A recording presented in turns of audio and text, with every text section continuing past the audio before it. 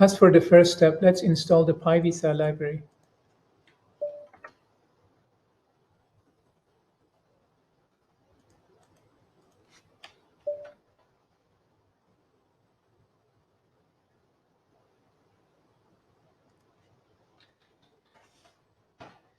Now, let's run pyvisa-info to get some details regarding the backends of pyvisa.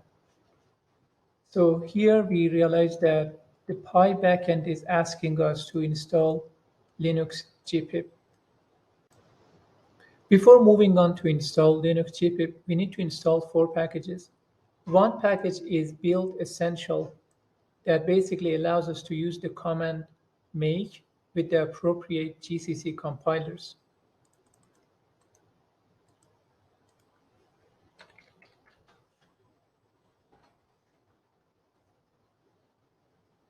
This is going to take a while. And these 3 packages that we are going to install now enable the Pi backend of pyvisa to detect libboost-python-dev.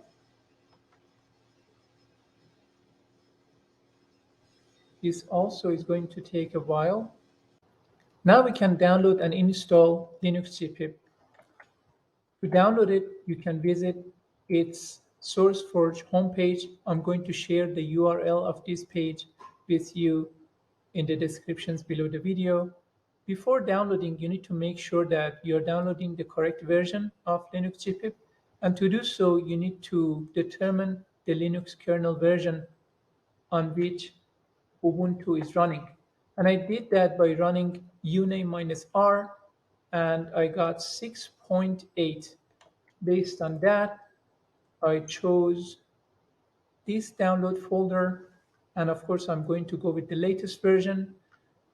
If I click on this, it's going to manually download the file. I'm not going to do that. What I did, I copied the link of the file, the tarball, and I pasted it in front of sudo wget so that the download process is automated.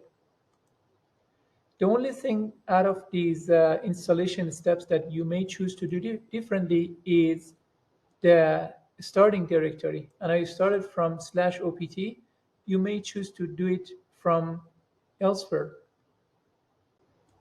It is going to take a while for me to run all these commands, so I will run them and I will show you the end result in the next step. Now all these installation steps are completed. 2 things to consider. If you're installing a Linux-GPIB version other than 4.3.6, you need to replace 4.3.6 in all these lines with the version number of your Linux-GPIB.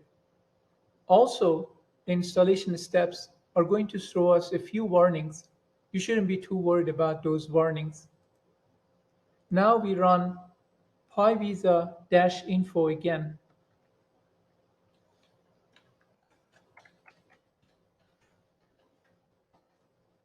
And we realize that the Pi backend of pyvisa still is unable to detect libboost-python-dev.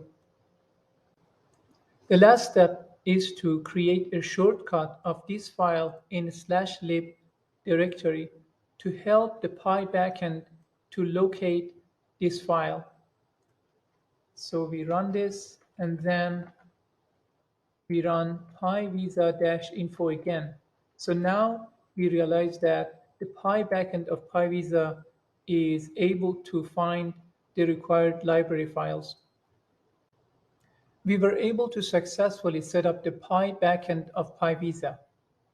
In the next video, I'm going to explain a few steps that you need to go through to enable Ubuntu to automatically upload firmware to this interface whenever you plug this into the USB port of your PC.